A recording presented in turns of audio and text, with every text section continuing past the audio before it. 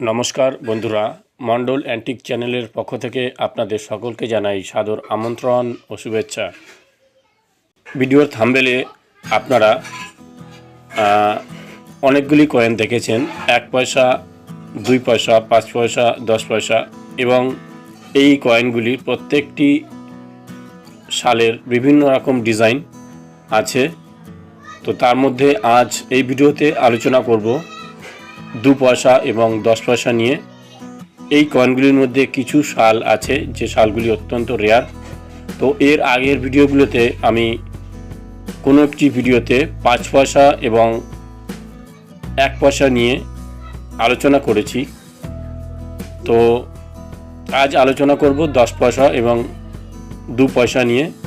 তো এই কয়েনগুলি আপনাদের অনেকের কাছেই আছে এবং আমার কাছে জানতে চেয়েছেন যে এই কয়েনগুলির সঠিক ভ্যালু কত এবং সেগুলি কোন কোন সালের।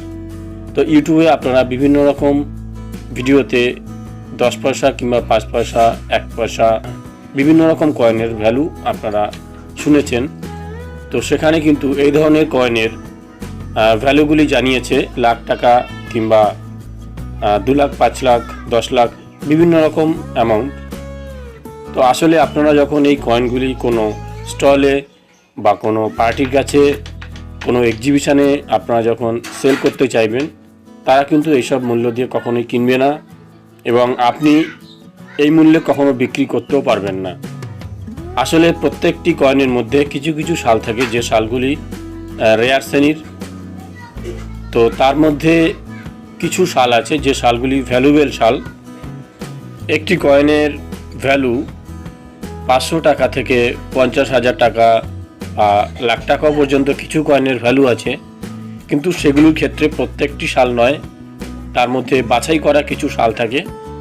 সেই সালগুলো কিন্তু আপনাদেরকে আগে জানতে হবে, সাল এবং তার মিন্ট মার্ক জেনে তারপরেই আপনারা কয়েন সংগ্রহ বা বেচাকেনা করবেন। তো আসুন এবার কয়েনের ভ্যালুগুলি জানা যাক।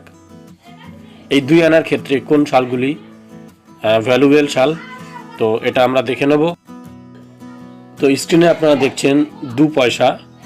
এই 2 পয়সার ক্ষেত্রে কিন্তু আরও দুটো ডিজাইন আছে, তো তার সম্পর্কেও আমি বলবো। তো প্রথমে দেখে নিই এই ডিজাইনটি সম্পর্কে।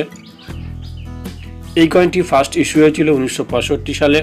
কয়েনটির metal aluminium, weight 1 gram, size 20 mm, thickness 1.58 mm, shape scalloped. Mumbai, Hyderabad এবং ক্যালকাতা এই 3টি মিন্ট মার্কে কয়েনগুলি ইস্যু হয়।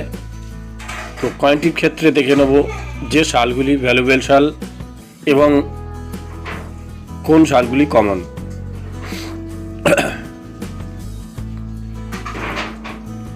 এই কয়েনটির ক্ষেত্রে 1969 সালে মুম্বাই মিন্টে যে কয়েনগুলি, এগুলি রেয়ার কয়েন। ইউএনসি কন্ডিশনে কয়েনগুলির ভ্যালু 500 টাকা। 1975 সালে ক্যালকাতা মিন্টে যে কয়েনগুলি, এই কয়েনটির ক্ষেত্রে এই সালটি ভ্যালুয়েবল সাল।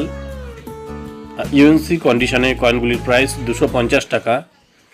এরপর 1979 সালে হায়দ্রাবাদ মিন্টে যে কয়েনগুলি ইস্যু হয়, কয়েনগুলি ভ্যালুয়েবল, এর প্রাইস 200 টাকা। এবং এই ডিজাইনটির ক্ষেত্রে বাকি যে সালগুলি আছে সেগুলি কিন্তু অত্যন্ত কমন শ্রেণীর কয়েন, এর ঢালাই সংখ্যা অত্যাধিক।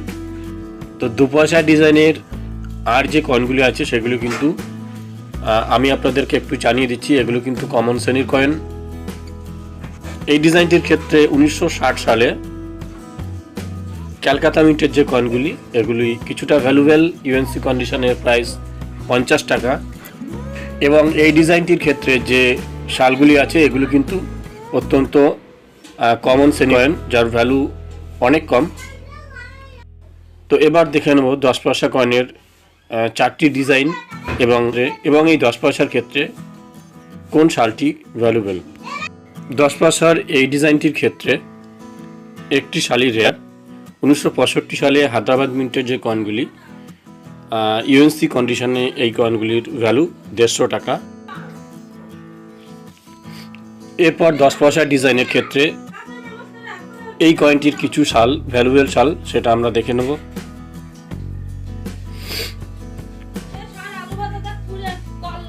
1973 সালে হায়দ্রাবাদ মিন্টের ক্ষেত্রে যে কয়েনগুলি ইস্যু হয়, কয়েনগুলি রেয়ার কয়েন, এবং 1974 সালে হায়দ্রাবাদ মিন্টের যে কয়েনগুলি এগুলিও রেয়ার।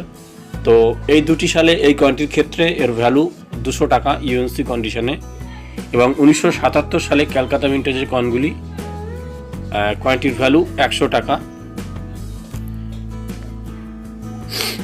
এরপর দেখে নেব এই ডিজাইনের যে 10 পয়সার কয়েন আপনাদের কাছে দেখা যায়, অনেকেই জানতে চেয়েছেন, তো তার সম্পর্কে।